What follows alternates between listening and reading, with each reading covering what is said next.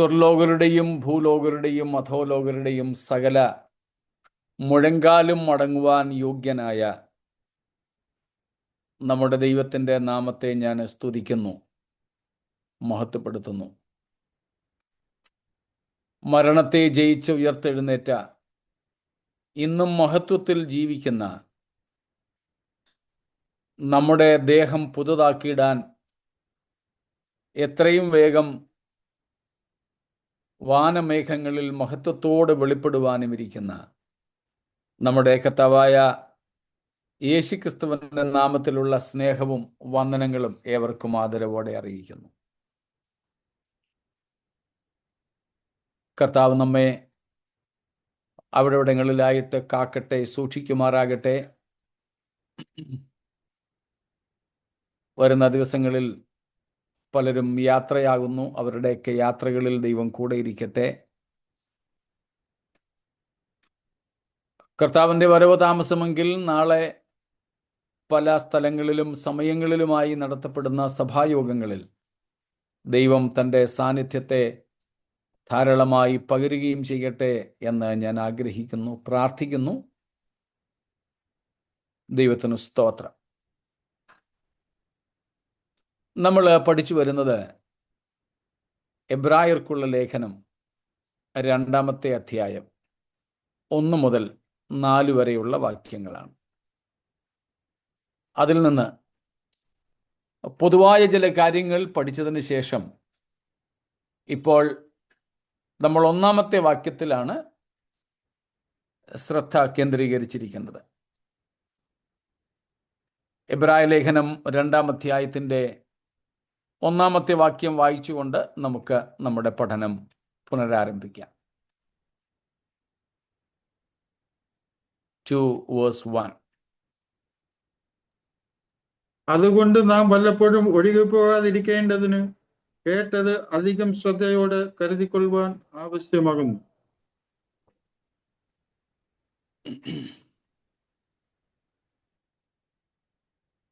അതുകൊണ്ട് നാം വല്ലപ്പോഴും ഒഴുകിപ്പോകാതിരിക്കണം. അതിനുവേണ്ടി കേട്ടത് അധികം ശ്രദ്ധയോടെ കരുതിക്കൊള്ളുവാൻ ആവശ്യമായിരിക്കുന്നു. നാം കേട്ടത് ശ്രദ്ധയോടെ കരുതിക്കൊള്ളുവാനും രക്ഷയിൽ നിലനിൽക്കുവാനും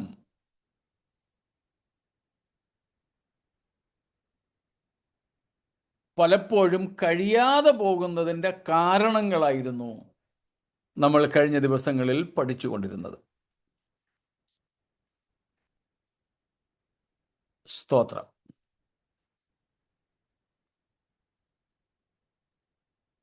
അതിൽ പാപത്തോടുള്ള ഹൃദയാന്തർഭാഗത്ത് അടിഞ്ഞു കിടക്കുന്ന ഒരു അഭിനിവേശം, a deep but at the same time very secret desire, rather a passion for sinful pleasures hidden in the unconscious mind.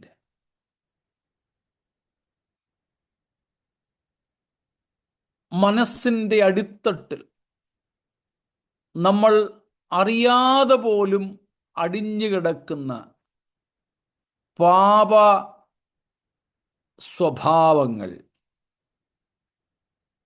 അതിനോടുള്ള അഭിനിവേശം, അത് നീങ്ങിക്കിട്ടാനായി നമ്മൾ പ്രാർത്ഥിക്കണം.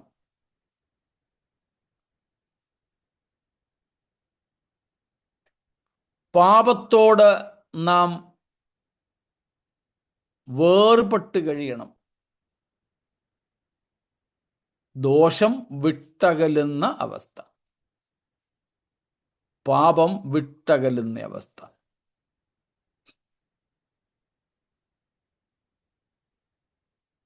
അതിലുപരി പാപത്തെ പകയ്ക്കുന്ന, വെറുക്കുന്ന നില. അവയൊക്കെയാണ് നാം കഴിഞ്ഞ ദിവസം കണ്ടുകൊണ്ടിരുന്നത്. ഇന്നലെ രാത്രി വരെ നമ്മൾ ചിന്തിച്ചതിൽ എന്തെങ്കിലും ചോദ്യങ്ങൾ ഉണ്ടെങ്കിൽ സ്വാഗതം ചെയ്യുന്നു.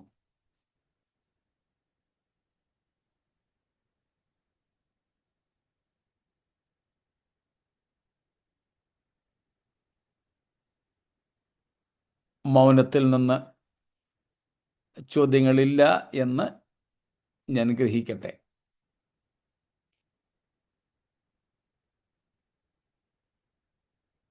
സ്തോത്രം.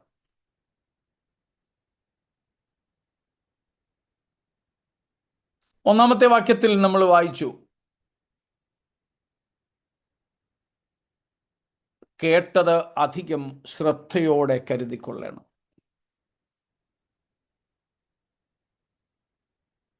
അധികം ശ്രദ്ധയോടെ കരുതിക്കൊള്ളുവാനും ലഭിച്ച പാപമോചനത്തിൻ്റെ ഉറപ്പുള്ളവരായി നിലനിൽക്കുവാനും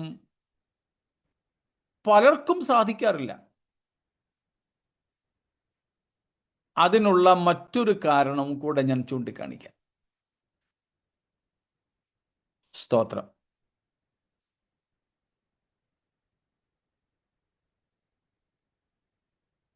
Why? Because people drift away from what they have heard or from the salvation experience. Another reason is they forget about their forgiveness. They forget about their forgiveness. The devil make them doubtful about the forgiveness of their past sins. തങ്ങളുടെ പാപക്ഷമയെക്കുറിച്ച് അവർ മറന്നുപോകുന്നു. അതായത് the guilty conscience about their past sins, even though they are forgiven. അവർ ക്ഷമിക്കപ്പെട്ടിരിക്കുന്നെങ്കിലും ദൈവം അവരോട് ക്ഷമിച്ച പാപങ്ങളെക്കുറിച്ച് പോലുമുള്ള കുറ്റബോധം പലരെയും രക്ഷാനുഭവത്തിൽ നിന്ന് ഒഴുകിപ്പോകുമാറാക്കുന്നു, തെന്നി നീങ്ങുമാറാക്കുന്നു. Guilty conscience. സ്തോത്രം. പിശാചിന്റെ ഒരു വലിയ ആയുധമാണ് ഗിൽറ്റിനെസ്. പല രക്ഷിക്കപ്പെട്ടവരെയും പെടാത്തവരെയും നശിപ്പിച്ചു കളയാൻ പിശാച് ഉപയോഗിക്കുന്ന ഒരു ആയുധമാണിത്. ആദ്യം അവൻ മനുഷ്യരെ കൊണ്ട് പാപം ചെയ്യിക്കും. സാരമില്ലെന്നേ, ആരും അറിയത്തില്ലെന്നേ,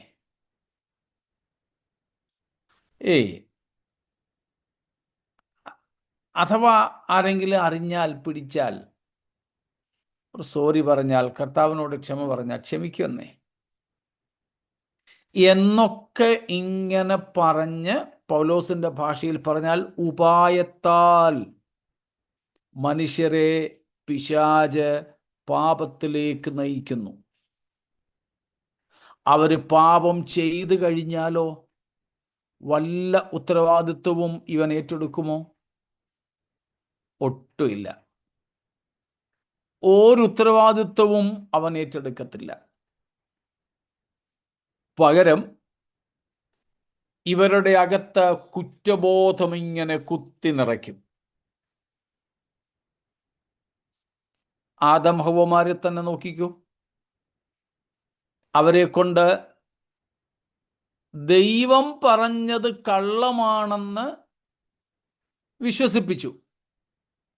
ദൈവം പറഞ്ഞത്, കൽപ്പിച്ചത് കള്ളമാണ്, വെറുതെയാണെന്ന് പിശാച് ആദം ഹവ്വമാരെ കൊണ്ട് വിശ്വസിപ്പിച്ചു. അതിൽ അവൻ വിജയിച്ചു. മനുഷ്യരെ കൊണ്ട് പാപം ചെയ്യിച്ചു.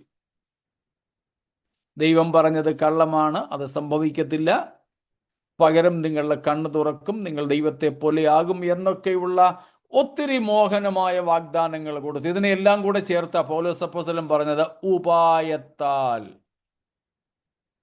It was a deception. So the devil deceived humankind.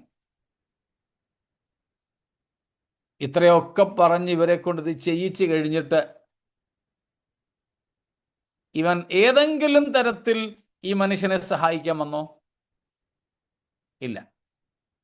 അവനെ കടുത്ത കുറ്റബോധത്തിൽ നിർത്തിയിട്ട് അവൻ അവിടുന്ന് മുങ്ങി. ദൈവം മനുഷ്യനുമായിട്ട് കണ്ടുമുട്ടാൻ വരുന്നതിന് മുമ്പ് തന്നെ മനുഷ്യന്റെ അകത്ത് കുറ്റബോധം കൊടുത്തു. നഗ്നരാണെന്നുള്ള ബോധ്യം, ഓടി ഒളിക്കണമെന്നുള്ള ഭയം ഒക്കെ കൊടുത്തവരെ ഓടി ഒളിക്കുമാറാക്കി. അവിടുന്ന് ഇങ്ങോട്ട് വന്നു. സകല മനുഷ്യരോടുള്ള ബന്ധത്തിലും അങ്ങനെ തന്നെയാണ്. പുതിയ നിയമത്തിലേക്ക് വരുമ്പോൾ യൂദ ഇസ്കരിയോത്താവ്, അവന്റെ അകത്ത് സാത്താൻ കടന്നുകൂടി. Now he is possessed with the devil. സാത്താൻ അവന്റെ അകത്ത് കടന്നുകൂടി. അവന് ഭയങ്കര ധൈര്യം കൊടുത്തു. അവന്റെ അകത്ത് പണത്തിന് വേണ്ടിയുള്ള ആഗ്രഹം കൊടുത്തു. എല്ലാം അവനെ കൊണ്ട് ചെയ്യിച്ചു. യേശുവിനെ അവൻ ഒറ്റിക്കൊടുത്തു. അവർ അവനെ പിടിച്ചു. മഹാപുരോഹിതന്മാരുടെ അടുക്കലും ഒടുവിൽ പീലാത്തോസിന്റെ അടുക്കലും കൊണ്ട് എത്തിച്ചു. അവർ അവനെ കുറ്റം വിധിച്ചു. ഇതുവരെ യൂദായ്ക്ക് വലിയ കുഴപ്പമില്ലായിരുന്നു. പക്ഷേ അവനെ കുറ്റം വിധിച്ചുവെന്ന് കണ്ടപ്പോൾ യൂദായുടെ വിധം മാറി. അവന്റെ അകത്ത് ഇതുവരെ അവനെ നയിച്ച പിശാച് കുറ്റബോധം കൊടുത്തു തുടങ്ങി. അവന്റെ സ്വസ്ഥത കെട്ടു. ഒടുവിൽ സംഭവിച്ചതൊക്കെ നമുക്കറിയാം. കെട്ടിഞ്ഞാന്ന് ചത്തു. എന്ന് വെച്ചാൽ പിശാച് ചെയ്യുന്ന പരിപാടി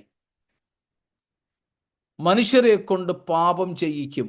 ഉപായത്താൽ ചതിച്ച്, വശീകരിച്ച്, വഞ്ചിച്ച് പാപം ചെയ്യിക്കും. പാപം ചെയ്യാനായിട്ട് വേണ്ട കരുത്തും ആർജവവും ഒക്കെ മനുഷ്യന് ഈ പിശാച് കൊടുക്കും. അവസരങ്ങൾ ഉണ്ടാക്കി കൊടുക്കും. എന്നാൽ അവൻ പാപം ചെയ്തു കഴിയുമ്പോഴോ he will desert him alone. പാപം ചെയ്ത മനുഷ്യനെ അവൻ ഒറ്റയ്ക്ക് ആക്കിയിട്ട് അവിടുന്ന് മുങ്ങും.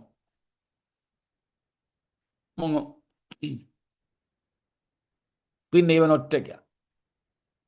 കടുത്ത അപരാധബോധം അവനെ ഭരിക്കും. കുറ്റബോധം അവനെ ഭരിക്കും. ആ കുറ്റബോധത്തിലേക്ക് ഇവൻ ഇങ്ങനെ എണ്ണ ഒഴിച്ചുകൊണ്ടിരിക്കും.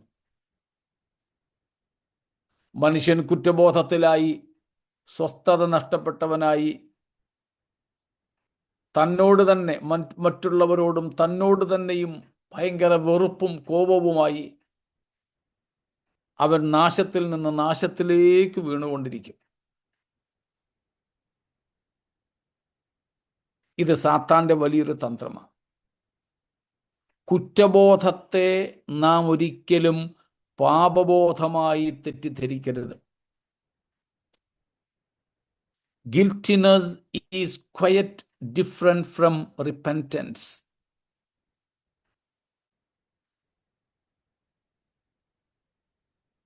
True repentance always will bring sinners to the cross at the feet of Christ, to the shed blood of the Lamb as a ransom for our iniquity. ശരിയായ പാപബോധം എന്ന് പറയുന്നത് പാപിയായ മനുഷ്യനെ പാപവിമോചകനായ യേശുക്രിസ്തുവിൻ്റെ അടുക്കലേക്ക്, ക്രൂശിൻ്റെ ചുവട്ടിലേക്ക്, നമ്മുടെ പാപപരിഹാരത്തിന് വേണ്ടി ചീന്തപ്പെട്ട യേശുക്രിസ്തുവിൻ്റെ മറുവിലയായ പരിശുദ്ധ രക്തത്തിൻ്റെ അടുക്കലേക്ക് കൊണ്ടുവരും. എന്നാൽ കുറ്റബോധം അവനിൽ തന്നെ ഒരു തിളച്ച മനസ്സുണ്ടാക്കി അവൻ്റെ സ്വസ്ഥത നശിപ്പിച്ച് അവനെ ക്രിസ്തുവിൽ നിന്ന് അകറ്റി കൊണ്ടുപോകും. ശാരീരിക നാശം, ഭൗതിക നാശം, സാമൂഹികമായ വീഴ്ച ഒക്കെ വരുത്തി തീർത്ത് ആത്യന്തികമായും നിത്യനാശത്തിലേക്ക് അവനെ നയിക്കും. സ്തോത്രം. എനിക്ക് ഓർമ്മയുണ്ട്, ഞാൻ ആദ്യമായി ശുശ്രൂഷയ്ക്ക് വേണ്ടി പോയ ഉത്തർപ്രദേശിലുള്ള ബബീന എന്ന ദൈവസഭ. ബബീന സ്ഥലത്തിൻ്റെ പേരാണ്. അവിടെയുള്ള ഒരു കൊച്ചു കൂടിവരവ്.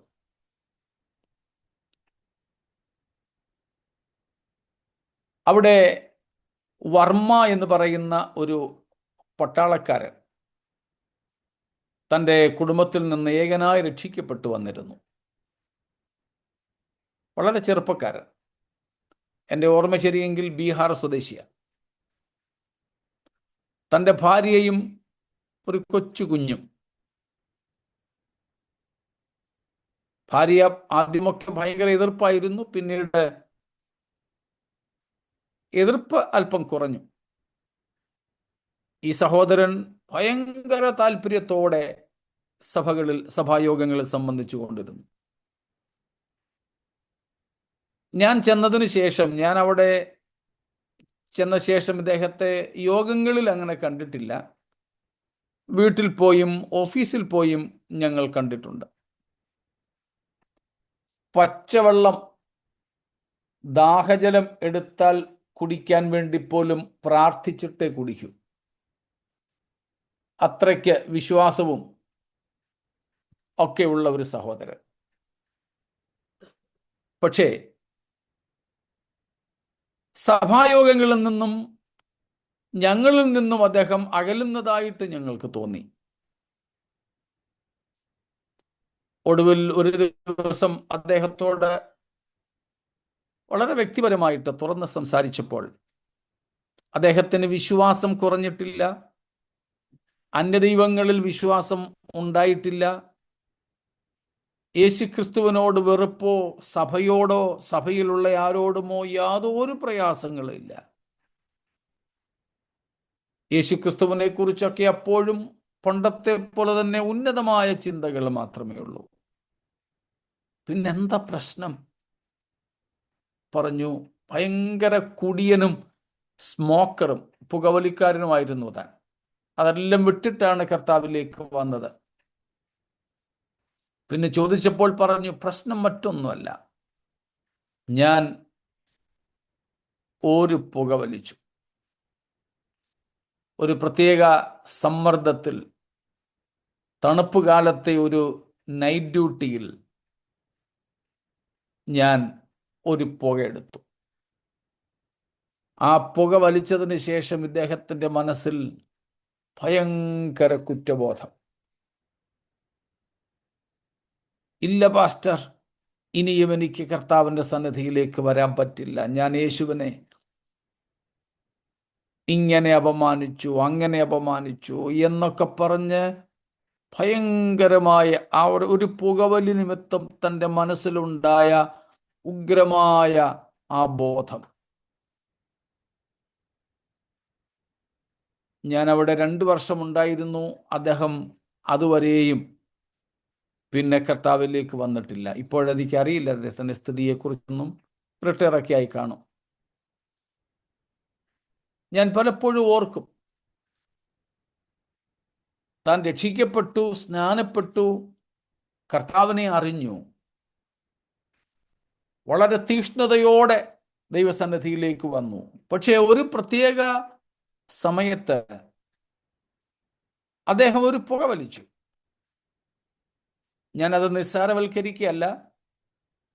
പക്ഷേ ആ ഒരു പുകവലിക്ക് ശേഷം തൻ്റെ അകത്തുണ്ടായ കുറ്റബോധം തന്നെ കർത്താവിൽ നിന്ന് തന്നെ അകറ്റിക്കളഞ്ഞു. ഇതാണ് ഇന്ന് ഞാൻ പറഞ്ഞത്. സ്തോത്രം. നാം കേട്ടത് അധികം ശ്രദ്ധയോടെ കരുതാതെ നമുക്ക് നൽകപ്പെട്ട രക്ഷയുടെ പാറയിൽ നിന്നും നാം തെന്നി വീണ് ഉടഞ്ഞു പോകുവാനുള്ള മറ്റൊരു കാരണമാണ് ഇപ്പോൾ നമ്മൾ ചിന്തിച്ചത്. സ്തോത്രം. കുറ്റബോധം, അമിതമായ കുറ്റബോധം, ആവശ്യത്തിലധികമായ കുറ്റബോധം. അത് പിശാച് കൊണ്ടുവന്ന് ഇനിയും ഒരിക്കലും ദൈവത്തോട് അടുക്കുവാൻ എനിക്ക് കഴിയില്ല, ഞാൻ അത്രയ്ക്കും അധമനായിപ്പോയി എന്ന ചിന്ത നമ്മിൽ കൊണ്ടുവന്ന് കർത്താവിൽ നിന്നും ദൈവമക്കളെ അകറ്റിക്കളയുന്നു. ഇത് നമുക്കുണ്ടാകരുത്. സ്തോത്രം. പാപം ചെയ്തിട്ട് പാപബോധമില്ലാതെ പാപത്തിൽ തുടരുന്നതും, പാപം ചെയ്തിട്ട് അല്ലെങ്കിൽ ഒരു പാപം ജീവിതത്തിൽ സംഭവിച്ച ശേഷം മനഃപൂർവമായി ചെയ്തതായിരിക്കണമെന്ന് പോലുമില്ല, അറിയാതെ തന്നെ ജീവിതത്തിൽ സംഭവിച്ചതിന് ശേഷം അതിനെ ക്രമാതീതമായി ഊതിപ്പെരിപ്പിച്ച് അത് നിമിത്തം കർത്താവിൽ നിന്ന് തന്നെ ഞാൻ പാപം ചെയ്തുകൊണ്ട് ഇനിയിപ്പോൾ അങ്ങ് പാപം ചെയ്യാം എന്ന ഒരു നിലപാടിലേക്ക് എത്തിക്കുന്നത്, ഇത് രണ്ടും ഒരുപോലെ പൈശാചികമാണെന്ന് മനസ്സിലാക്കണം. ആവർത്തിക്കണ്ടല്ലോ. സ്തോത്രം. അതുകൊണ്ടാണ് നിങ്ങളിൽ പലരും ഓർക്കുന്നുണ്ടാവും, നമ്മുടെ കുട്ടിയങ്കിളിൻ്റെയൊക്കെ ചർച്ചിൻ്റെ ഗസ്റ്റ് റൂമിൻ്റെ വാതിലയിൽ പണ്ട് 1996 കാര്യമാണ് ഞാനീ പറയുന്നത്. 1996 കാര്യം. ഞാൻ ആ ചർച്ചിൽ ആദ്യമായിട്ട് ഒരു സന്ദർശനത്തിനായിട്ട് ചെന്ന സമയമാണ്. അന്ന് ഞങ്ങളെ താമസിപ്പിച്ചിരുന്ന ഗസ്റ്റ് റൂമിൻ്റെ വാതിലിൽ ഒട്ടിച്ചു വച്ചിരുന്ന ഒരു ചെറിയ സ്റ്റിക്കർ, അതേലെ വാചകം ഒറ്റ വായനയിൽ എൻ്റെ ഹൃദയത്തിനകത്ത് കടന്നുകൂടി. അത്രയ്ക്ക് എനിക്ക് അത് വിലപ്പെട്ടതായി തോന്നി. ഞാൻ പലപ്പോഴും നിങ്ങളുടെ ഇടയിൽ പറഞ്ഞിട്ടുണ്ട്, ഓർമ്മയുണ്ട്. ഒന്നും കൂടെ ആവർത്തിക്കാം. ആവർത്തന വിരസത തോന്നുന്നവർ ക്ഷമിച്ചാലും. When the devil comes next time, ഇപ്പോൾ ഓർമ്മ കാണും, and reminds you of your past. Reminds him of his future. Yes, മോളെ. അവരുടെ ചർച്ചിന്റെ വാതിക്കലായിരുന്നു, അതുകൊണ്ട് മറക്കാൻ പറ്റുമോ? വിൽസിയുടെ സ്തോത്രം. When the devil comes next time and reminds you of your past, remind him of his future. പിശാച് അടുത്ത തവണ വന്ന് നിങ്ങളുടെ ഭൂതകാല വീഴ്ചകളെ കുറിച്ച് ഓർമ്മപ്പെടുത്തി നിങ്ങളെ ഇങ്ങനെ അങ്ങ് നശിപ്പിച്ചു കളയുമ്പോൾ നിങ്ങൾ അവനെ അവൻ്റെ ഭാവികാലം ഓർമ്മപ്പെടുത്തണം. ഒരിക്കലും പിശാച് നമ്മുടെ ഭൂതകാലത്തെ ഓർമ്മപ്പെടുത്തി ദൈവത്തിൽ നിന്നും നമ്മെ അകറ്റാൻ അനുവദിച്ചുകൂടാ. ഇനി അങ്ങനെ കാണാൻ വല്ല പാപവും നമുക്ക് ഓർമ്മ വരുന്നെങ്കിൽ ക്രൂശിൽ നിന്നുമല്ല ഓടേണ്ടത്, ക്രൂശിങ്കലേക്ക് ഓടി വരിക, യേശുവിൻ്റെ കുരിശിങ്കലേക്ക് ഓടി വരിക.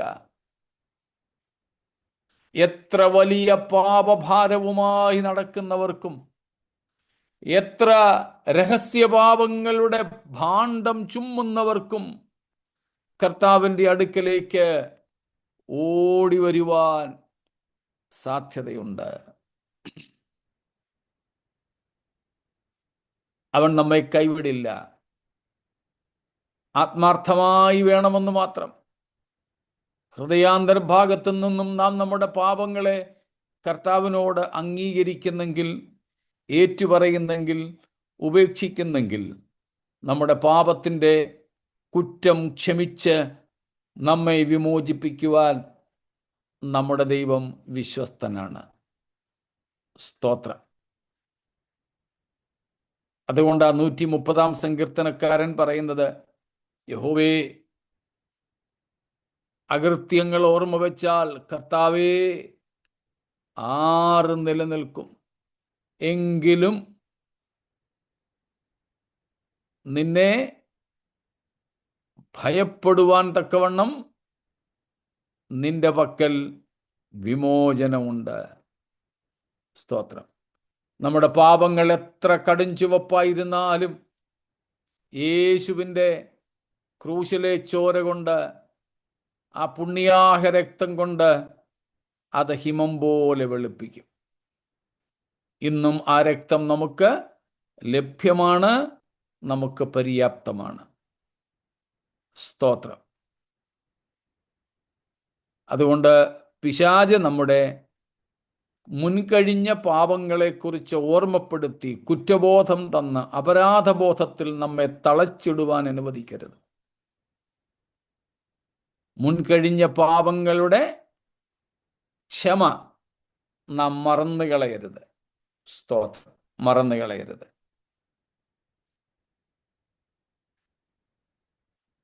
പത്രോസ്ലീഹ പറയുന്ന ആ ഒരു വാക്യവും കൂടെ വായിച്ച് നമുക്ക് ആ ഭാഗം അങ്ങ് വിടാം. 2 പത്രോസ് 1-ാമത്തെ അധ്യായം. സ്തോത്രം.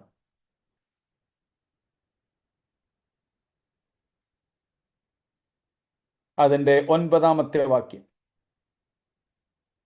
2 Peter 1:9.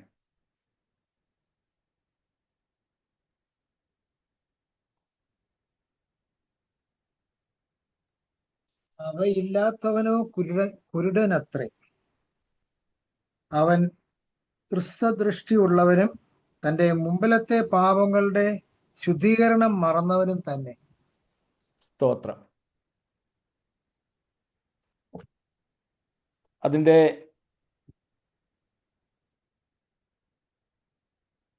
5 തൊട്ട് 7 വരെയുള്ള വാക്യങ്ങളിൽ ക്രിസ്തീയ ജീവിതത്തിൻ്റെ പുരോഗമനപരമായ വളർച്ചയെക്കുറിച്ച് പറഞ്ഞിട്ടുണ്ട്. അവ നമുക്ക് ഉണ്ടായി വർദ്ധിക്കണമെന്ന് 9-ാം വാക്യത്തിൽ 8-ാമത്തെ വാക്യത്തിൽ നമ്മൾ കാണുന്നു. എന്ന് വെച്ചാൽ വിശ്വാസമാണ് തുടക്കം, സ്നേഹമാണ് ഒടുക്കം. വിശ്വാസത്തിൽ തുടങ്ങി സ്നേഹം വരെ വളരേണ്ട ക്രിസ്ത്യൻ വെർച്യൂസ്, ക്രിസ്തീയ മൂല്യങ്ങളെക്കുറിച്ചാണ് പത്രോസ് അവിടെ പറയുന്നത്. ഒന്നിനോട് ഒന്ന് ചേർത്ത് വെച്ച് ഒരു സൗധമായി പണിതു വരണം എന്ന ആശയമാണ് അവിടെ. അത് നമുക്കുണ്ടായി വർദ്ധിച്ചു വരണം. ഉണ്ടായ മാത്രം പോരാ, വർദ്ധിച്ചു വരണം.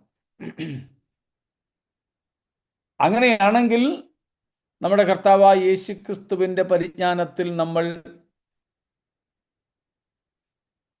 നിഷ്ഫലന്മാരാവുകയില്ല, ഉത്സാഹമില്ലാത്തവരാകില്ല. എന്നിട്ടാണ് നാം 9-ാം വാക്യത്തിൽ വായിച്ചത്, അവ ഇല്ലാത്തവനോ. 5 തൊട്ട് 7 വരെയുള്ള വാക്യങ്ങളിൽ പറഞ്ഞിരിക്കുന്ന ക്രിസ്തീയ മൂല്യങ്ങളോ അല്ലെങ്കിൽ 8-ാമത്തെ വാക്യത്തിൽ നമ്മൾ വായിച്ച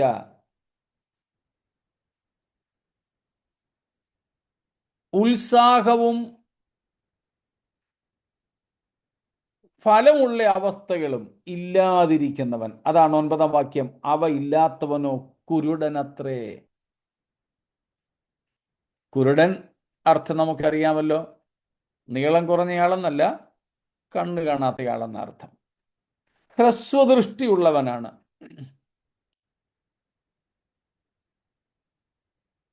ഓരോ വിഷയത്തിൻ്റെയും മുൻപോട്ടുള്ള ദൈവീക ലക്ഷ്യങ്ങളെ അറിയാൻ കഴിയാത്തവൻ, ഹ്രസ്വദൃഷ്ടിയുള്ളവൻ.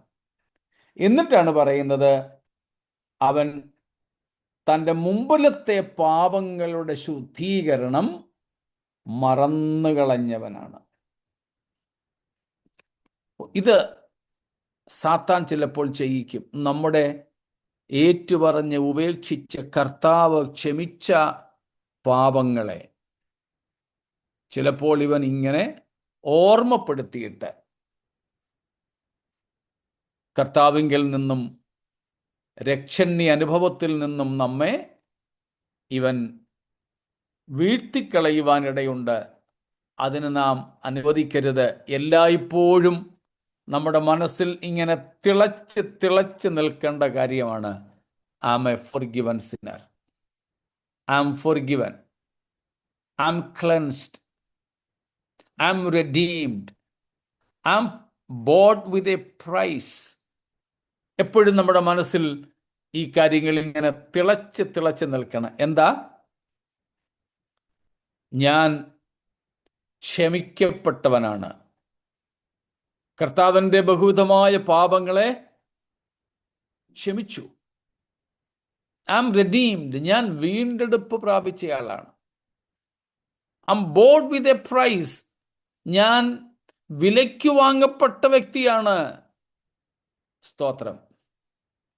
ഐ ആം cleansed, ഞാൻ കഴുകൽ പ്രാപിച്ചിരിക്കുന്നു. സ്തോത്രം. ഈ ചിന്തകൾ നമ്മെ വളരെ സന്തോഷമുള്ളവരാക്കും കേട്ടോ.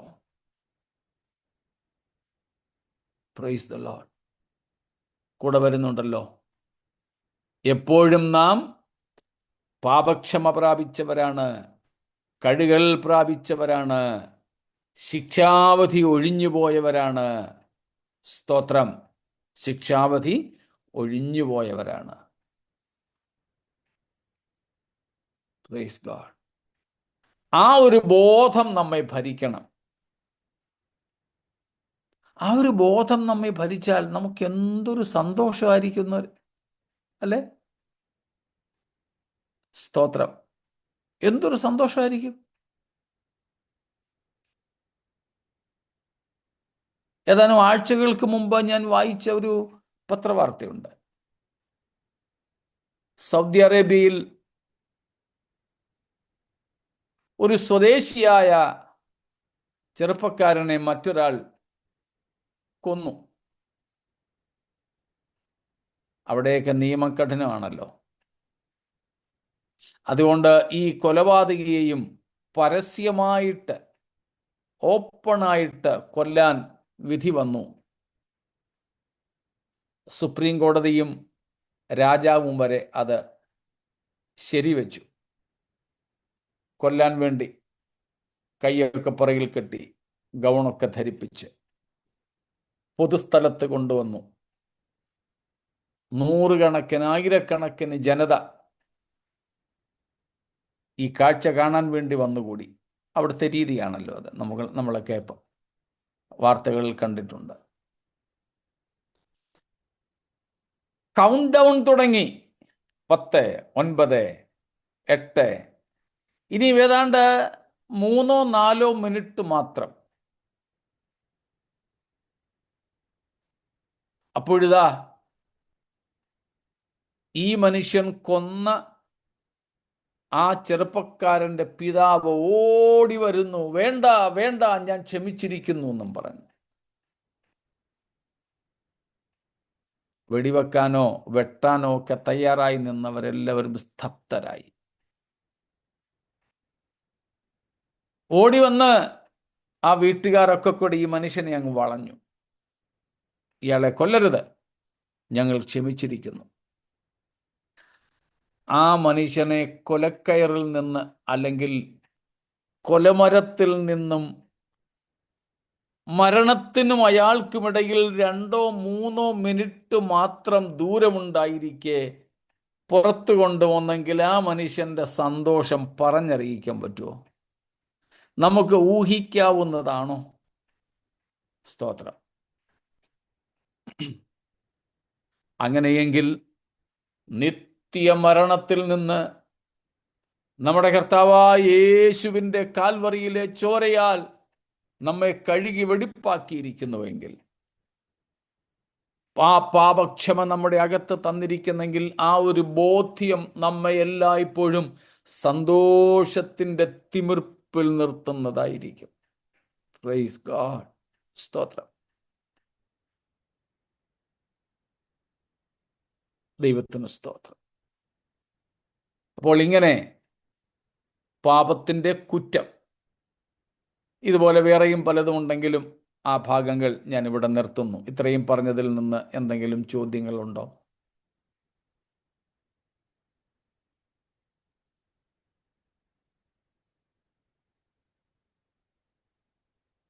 ഒന്നുമില്ലെന്ന് കരുതട്ടെ.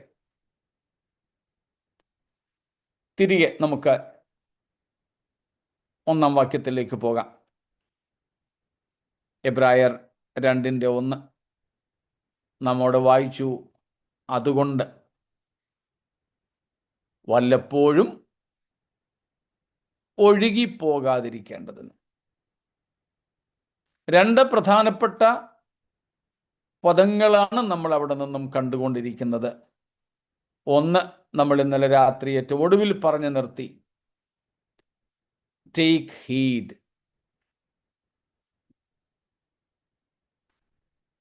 സ്തോത്രം. നാം കേട്ടത് അധികം ശ്രദ്ധയോടെ കരുതേണം. പ്രൊസേഖോ എന്ന പദത്തെക്കുറിച്ച് നമ്മൾ ഇന്നലെ രാത്രി പറഞ്ഞു നിർത്തുകയുണ്ടായി. അവിടെയുള്ള അടുത്ത പദമാണ് നമ്മൾ ചിന്തിച്ചതാണെങ്കിലും ഒന്നും കൂടെ എടുത്ത് ചിന്തിക്കുന്നു, ഡ്രിഫ്റ്റിംഗ് എവേ. നിങ്ങൾ വല്ലപ്പോഴും ഒഴുകിപ്പോകാതിരിക്കേണ്ടതിന്, that you may not be drifted away. Drift, ഒഴുകിപ്പോവുക, ഒഴുകിപ്പോവുക. പാരാറയോ, പാരാറയോ എന്ന മൂലപദത്തിൽ നിന്നുമാണ് ആ പദം നമുക്കവിടെ ലഭിച്ചിട്ടുള്ളത്. സ്തോത്രം. പാരാറയോ. സ്തോത്രം. നമ്മളവിടെ ആ പദം കണ്ടിരുന്നു, പാരാറെയിൻ എന്ന നിലയിൽ. സ്തോത്രം. ഈ പാരാറയോ എന്ന മൂലത്തിൽ നിന്ന് നമുക്ക് ലഭിച്ചിരിക്കുന്നതിൻ്റെ അർത്ഥം to flow past, to flow past, to glide by, glide by.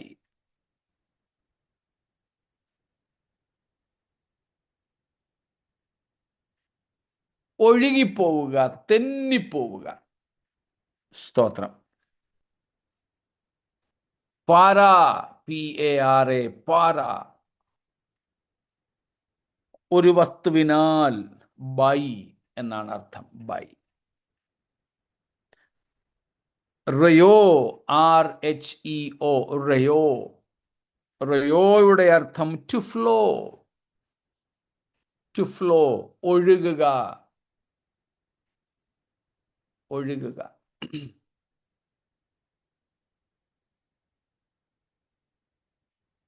ഒഴുകുക.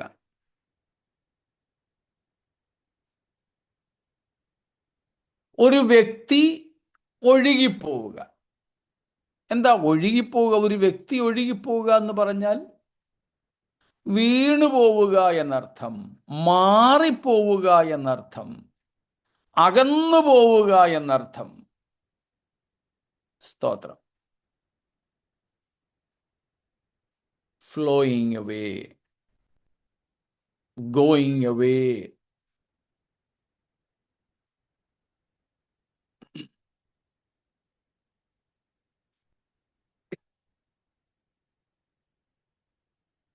അതും പ്രത്യേകിച്ച് നമ്മൾ നേരത്തെ കണ്ടിരുന്നല്ലോ, ഒരു കപ്പിത്താൻ്റെ, ഒരു ക്യാപ്റ്റൻ, ഒരു കപ്പിത്താൻ്റെ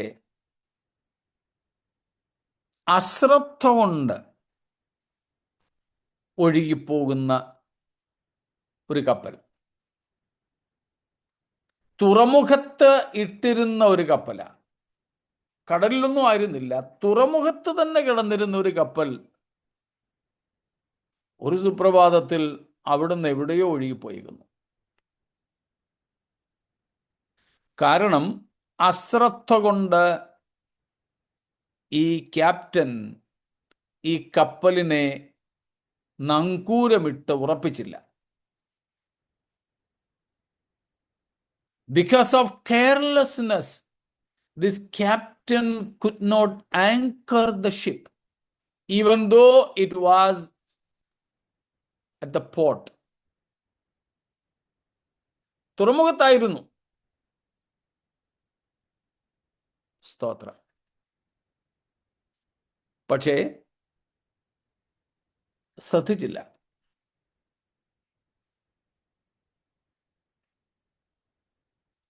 ചിലപ്പോഴൊക്കെ നമ്മൾ സിഗ്നലിലൊക്കെ നിൽക്കുമ്പം കണ്ടിട്ടില്ലേ, ചില വണ്ടികൾ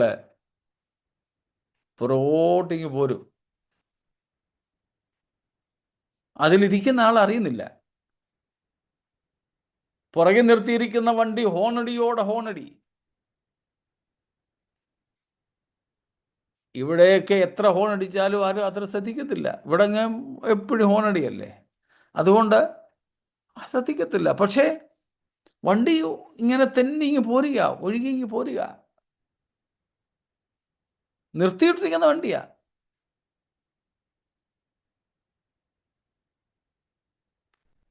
സിഗ്നലിൽ നിർത്തിയിരിക്കുകയാണെങ്കിലും ഡ്രൈവർ ആ സമയത്ത് മൊബൈലിലോ മറ്റോ, അല്ലെങ്കിൽ ഡ്രൈവർ അങ്ങ് സിഗ്നൽ 2 മിനിറ്റ് ഉണ്ടല്ലോ, ഒരു നാപ്പ് എടുത്തേക്കാം, ഒന്ന് മയങ്ങി.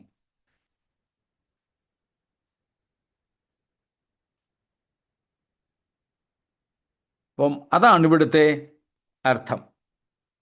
Passing by, flowing by, without giving due heed to the thing. ശ്രദ്ധിക്കേണ്ടതുപോലെ ശ്രദ്ധിക്കാത്തത് കൊണ്ട് ഇങ്ങനെ അങ്ങ് മാറിപ്പോവുക, ഒഴുകിപ്പോവുക എന്നൊക്കെയാണ് ഡിക്ഷണറി കൊടുത്തിരിക്കുന്ന അർത്ഥം. സ്തോത്രം.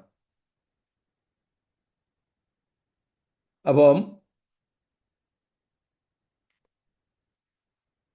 വേണ്ടത്ര പ്രാധാന്യം കൊടുക്കാത്തത് കൊണ്ട്, അശ്രദ്ധമായിട്ട് കാര്യങ്ങൾ കൈകാര്യം ചെയ്യുന്നത് കൊണ്ട്, അശ്രദ്ധമായിട്ട്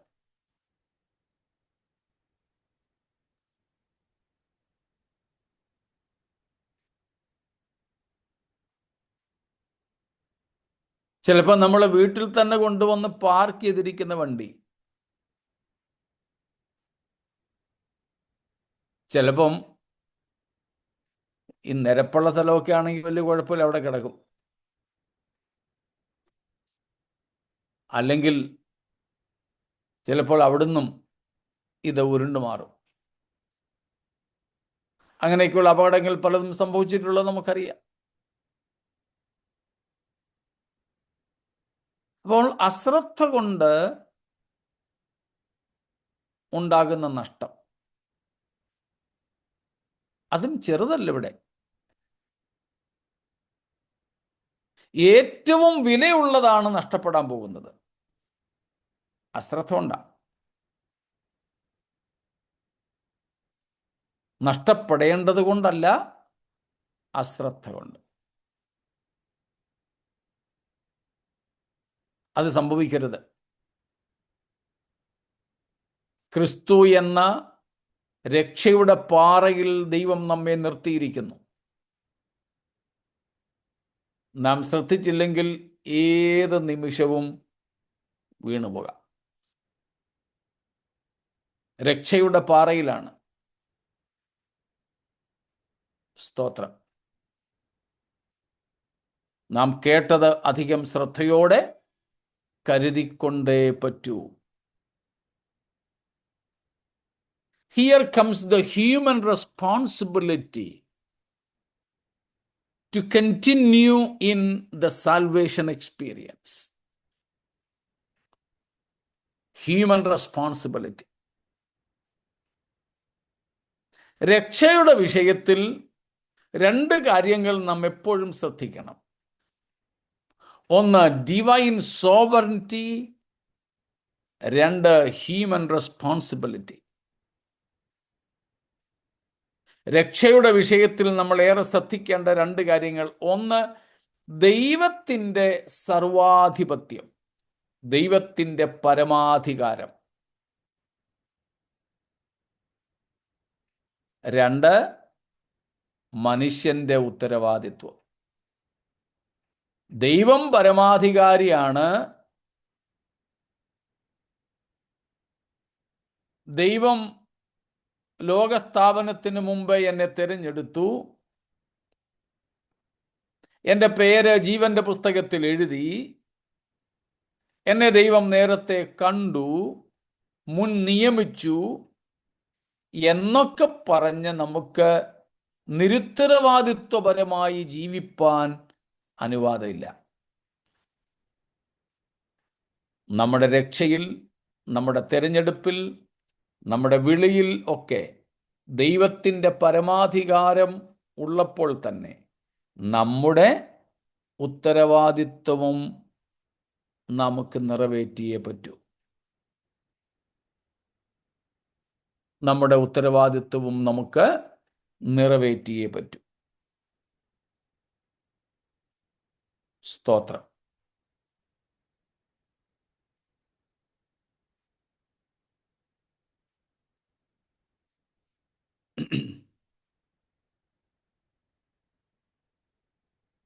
ജോൺ കാൽവിൻ പറഞ്ഞ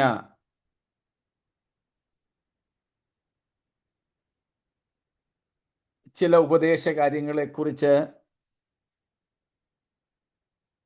ക്രൈസ്തവ മണ്ഡലത്തിൽ പലതരത്തിലുള്ള ആശയങ്ങളും മറ്റുമുണ്ട്. അതിലൊരു പ്രധാനപ്പെട്ട സംഗതിയായിരുന്നു, അല്ലെങ്കിൽ ആണ്, ഇർറെസിസ്റ്റബിൾ ഗ്രേസ് എന്നുള്ളത്.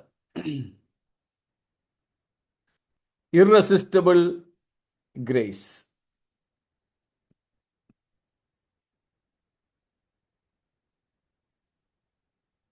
അദ്ദേഹം പറഞ്ഞത്, ദൈവം ഒരുവനോട് കൃപ കാണിക്കുന്നെങ്കിൽ ആ കൃപയെ ആ മനുഷ്യന് നിരസിക്കാൻ പറ്റില്ല. അവൻ ആ കൃപയെ സ്വീകരിച്ചേ പറ്റൂ. ദൈവം ഒരുത്തവനെ രക്ഷിക്കാൻ ആഗ്രഹിക്കുന്നെങ്കിൽ അവനു പോലും ആ രക്ഷയെ നിരസിക്കാൻ കഴിയില്ലെന്നർത്ഥം.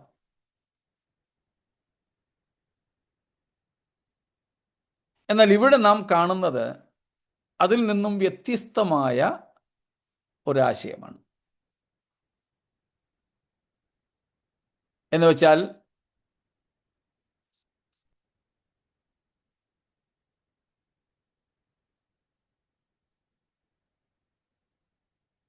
നമ്മുടെ ഭാഗത്തും ഒരു റെസ്പോൺസിബിലിറ്റി, ഒരു ഉത്തരവാദിത്വമുണ്ട്. പൗലോസ് പറയുന്നു, എന്നോടുള്ള അവൻ്റെ കൃപ വ്യർത്ഥമായതുമില്ല. ദൈവം സകലരോടും കൃപ കാണിക്കുന്നുണ്ട്. സകലരോടും കൃപ കാണിക്കുന്നു. അതുകൊണ്ടാണ് തീത്തോസിനുള്ള ലേഖനത്തിൽ പൗലോസ് പറയുന്നത്,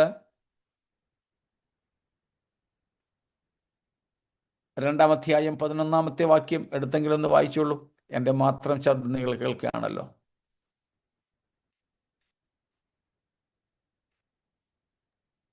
സകല മനുഷ്യർക്കും രക്ഷാകരമായ ദൈവകൃപ ഉദിച്ചുവല്ലോ. സകല മനുഷ്യർക്കും രക്ഷാകരമായ ദൈവകൃപ ഉദിച്ചുവല്ലോ. സകല മനുഷ്യർക്കും. സ്തോത്രം. സകല മനുഷ്യർക്കും.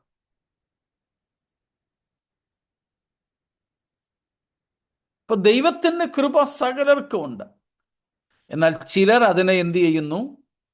നിരസിക്കുന്നു, വേണ്ടെന്ന് വയ്ക്കുന്നു. Human deliberate choice.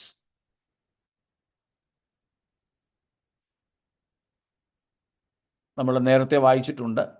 എന്നാലും യോഹന്നാന്റെ സുവിശേഷം 3-ാം അധ്യായം 17 തൊട്ട് 19 വരെ. ജോൺ 3:17-19.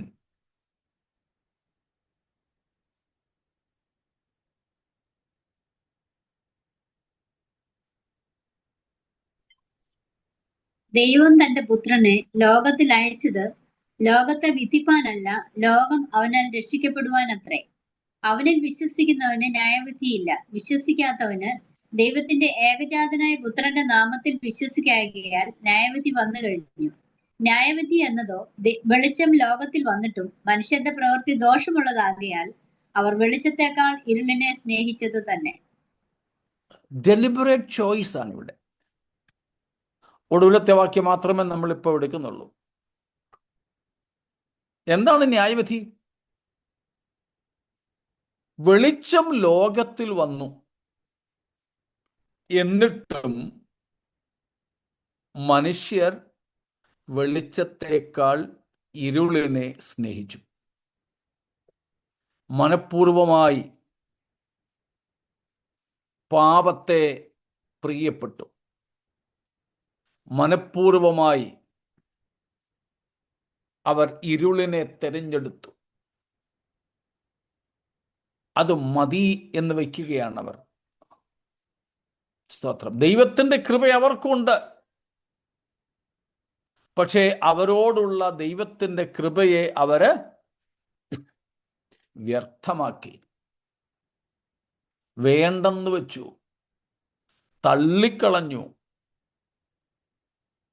അതുകൊണ്ട് കാൽവിൻ പറയുന്നത് പോലെ ഇറസിസ്റ്റിബിൾ ഗ്രേസ് അല്ല അവിടെ ഉള്ളത്. സ്തോത്രം. ഇപ്പൊ ദൈവത്തിൻ്റെ രക്ഷാകരമായ ദൈവകൃപ സകല മനുഷ്യർക്കും വേണ്ടി കർത്താവ് നൽകി. കാൽവിൻ്റെ മറ്റൊരു പ്രശ്നം ലിമിറ്റഡ് അറ്റോൺമെന്റ് എന്നുള്ളതാണ്. ലിമിറ്റഡ് അറ്റോൺമെന്റ് നമ്മൾ നേരത്തെ പഠിച്ചിട്ടുള്ള കാര്യമാണ്. തുലിപ്, TULIP എന്നുള്ളത് 5 പ്രധാനപ്പെട്ട ആശയങ്ങൾ അദ്ദേഹം പ്രചരിപ്പിച്ചത് അല്ലെങ്കിൽ പഠിപ്പിച്ചത്. അതാണ് ദ 5 points ഓഫ് കാൽവിനിസം എന്ന് പറയുന്നത്. രക്ഷയുമായുള്ള ബന്ധത്തിൽ അദ്ദേഹത്തിൻ്റെ അതിൽ ഒന്നാമത്തേത് ടോട്ടൽ ഡിപ്രാവിറ്റിയാണ്. അതിലേക്കൊന്നും നമ്മൾ പോകുന്നില്ല. രണ്ടാമത്തേത് അൺകണ്ടീഷണൽ ഇലക്ഷൻ, ഒരു വ്യവസ്ഥകളുമില്ലാതെയുള്ള ദൈവത്തിൻ്റെ തിരഞ്ഞെടുപ്പ്.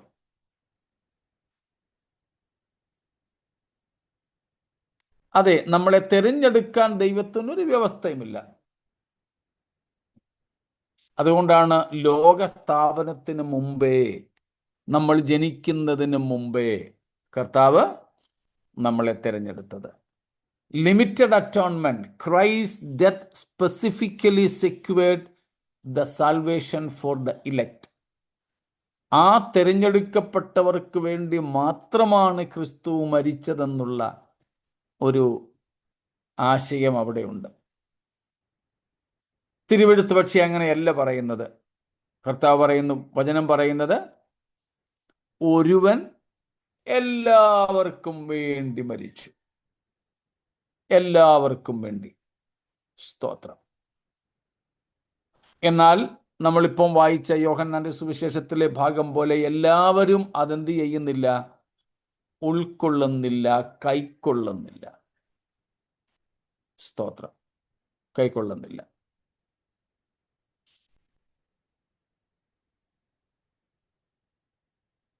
പറഞ്ഞു വന്നത്, കേട്ടത് അധികം ശ്രദ്ധയോടെ കരുതണം, ഇല്ലെങ്കിൽ എന്ത് സംഭവിക്കും? ഒഴുകിപ്പോകും. എവിടെ നിന്ന്? ദൈവം നമുക്ക് നൽകിയ രക്ഷയിൽ നിന്ന് നാം ഒഴുകിപ്പോകും. ഉത്തരവാദി ദൈവമല്ല, അവരവർ തന്നെ. നമ്മൾ മുമ്പേ വരെ പഠിച്ചതുപോലെ നമ്മൾ കേട്ടത് അധികം ശ്രദ്ധയോടെ കരുതിയില്ല. അതുകൊണ്ടാണ് ഒഴുകിപ്പോകുന്നത്. നാം ഒഴുകിപ്പോകുവാൻ കാരണം ദൈവത്തിൻ്റെ ശക്തി കുറവല്ല, സാത്താൻ്റെ ശക്തി കൂടുതലുമല്ല. പകരം നമ്മുടെ അശ്രദ്ധ, നമ്മുടെ ശ്രദ്ധക്കുറവ്. ഇന്നലെ നമ്മൾ കണ്ടല്ലോ പ്രൊസേഖോയുടെ അർത്ഥം, അല്ലെ? പ്രൊസേഖേ, അശ്രദ്ധ, സൂക്ഷിക്കാതിരിക്കുക. നമ്മൾ പറയുമല്ലോ, സൂക്ഷിച്ചൊക്കെ പോണം കേട്ടോ, സൂക്ഷിച്ചൊക്കെ വണ്ടി ഓടിക്കണം, പോക്കറ്റും മൊബൈലും ഒക്കെ സൂക്ഷിക്കണം കേട്ടോ.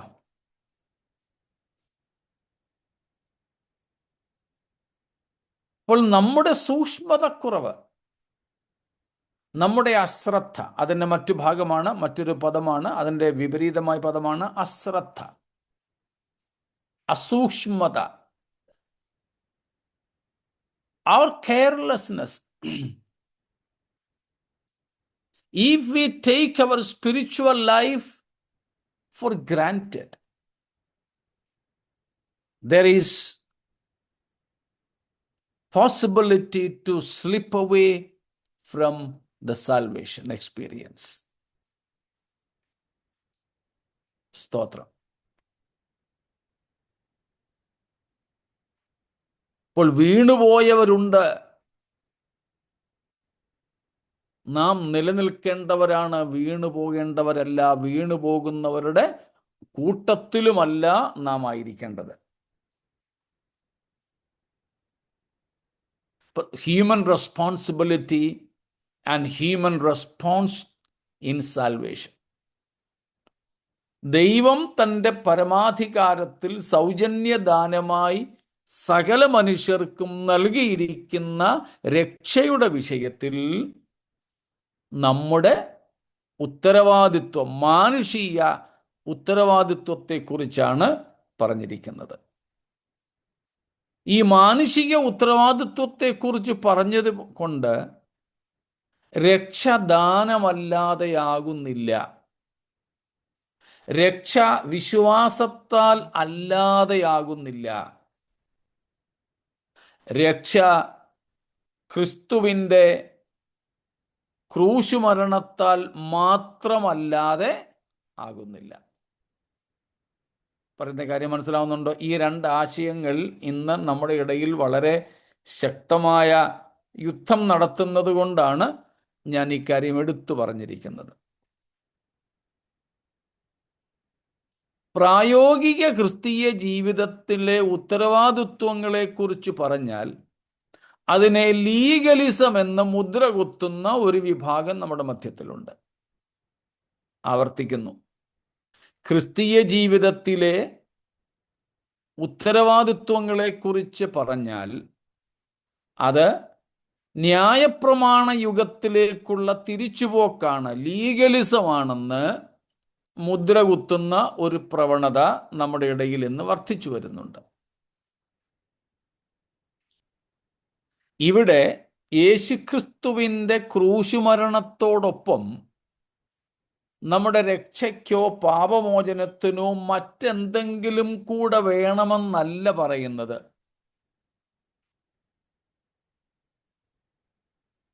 പകരം യേശുക്രിസ്തുവിൻ്റെ ക്രൂശുമരണത്തോട് പ്രതികരിക്കുന്ന നമ്മുടെ ഉത്തരവാദിത്വത്തെക്കുറിച്ചാണ്.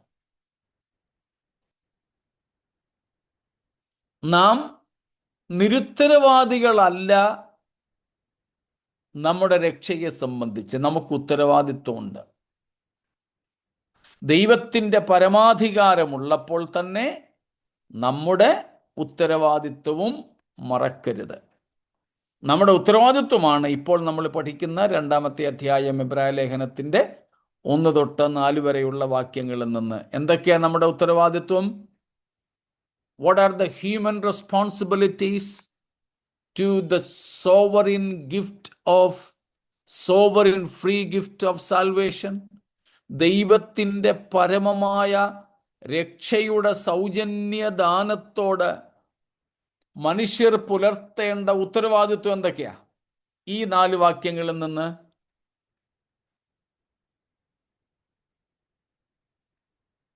ഒന്ന്, Careful attention. Yes, we should give careful attention. നമ്മൾ കേട്ടത് അധികം ശ്രദ്ധയോടെ കരുതണം. 2, Should not drift away. Yes, we should not drift away.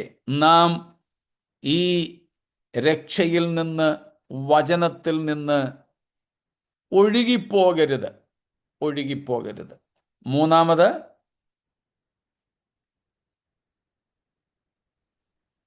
Do not ignore the great salvation. Same. Same ആണ്. പക്ഷെ ഞങ്ങൾക്ക് തിരിഞ്ഞില്ലെന്നാ തോന്നുന്നത്.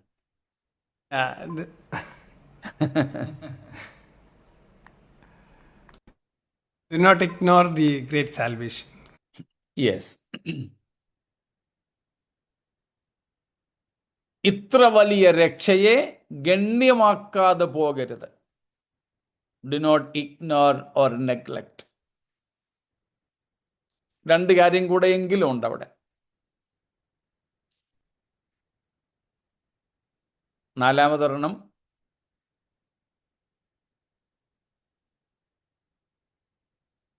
Do not disobey. 2-മത്തെ വാക്യത്തിലുണ്ട്. 2ഉം 3ഉം വാക്യങ്ങളിൽ പഴയ നിയമത്തെക്കുറിച്ച് പറയുന്നു. ഓരോ അനുസരണക്കേടിനും അപ്പോൾ നാം അനുസരണക്കേട് കാണിക്കരുത്. 5-മതൊരെണ്ണം കൂടെ ഉണ്ട്. Punishment. അല്ല, പണിഷ്മെന്റ് നമുക്ക് കിട്ടുന്നതാ, നമ്മുടെ ഭാഗത്തു നിന്നുള്ളത്. അവിടെ തന്നെ ഉണ്ട്, 2-മത്തെ വാക്യത്തിൽ തന്നെ. ഓരോ അനുസരണക്കേടിനും ലംഘനത്തിനും നാം ദൈവത്തിൻ്റെ വചനത്തെ ലംഘിക്കരുത്. 5-fold human responsibilities. നാം പുലർത്തേണ്ട 5 ഉത്തരവാദിത്വങ്ങൾ രക്ഷയിൽ നിലനിൽക്കുവാൻ. 5 കാര്യങ്ങൾ നാം ചെയ്യേണ്ടതുണ്ട്. അധികം ശ്രദ്ധയോടെ നാം കേട്ടത് കരുതിക്കൊള്ളണം. 2, നാം ഒഴുകിപ്പോകരുത്. 3, ഇത്ര വലിയ രക്ഷയെ ഗണ്യമാക്കാതെ പോകരുത്, അഗണ്യമാക്കരുത്. 4, അനുസരണക്കേട് കാണിക്കരുത്. 5, ദൈവവചനത്തെ ലംഘിക്കരുത്. സ്തോത്രം. ലംഘിക്കരുത്.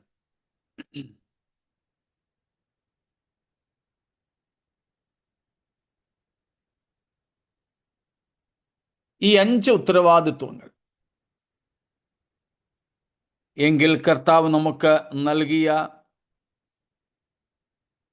ഈ വലിയ രക്ഷ നമുക്ക് അനുഗ്രഹമാകും. കർത്താവിനോടൊപ്പമുള്ള നിത്യതയ്ക്ക് അത് നമ്മെ പ്രാപ്തമാക്കും. സ്തോത്രം. അതിനുവേണ്ടി നാം നമ്മെ തന്നെ സമർപ്പിക്കുക. കർത്താവിൻ്റെ കരങ്ങളിലേക്ക് നാം നമ്മെ തന്നെ സമർപ്പിക്കുക. സ്തോത്രം. ശത്രുവിൻ്റെ കരങ്ങളിൽ അകപ്പെടുവാൻ ഇടയാകാതെ ദൈവകൃപയിൽ നിലനിൽക്കേണ്ടതിനായി ഈ രക്ഷയുടെ പാറയായ ക്രിസ്തുവിൽ നിന്നും വീണുപോകാതെ, നമ്മുടെ കാലുകൾ കല്ലുകളിൽ തട്ടിപ്പോകാതെ, നമ്മുടെ പ്രാണൻ അപായപ്പെട്ടു പോകാതെ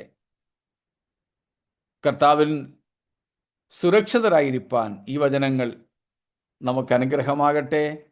ദൈവം നമ്മെ ഈ വചനങ്ങളാൽ അനുഗ്രഹിക്കുമാറാകട്ടെ.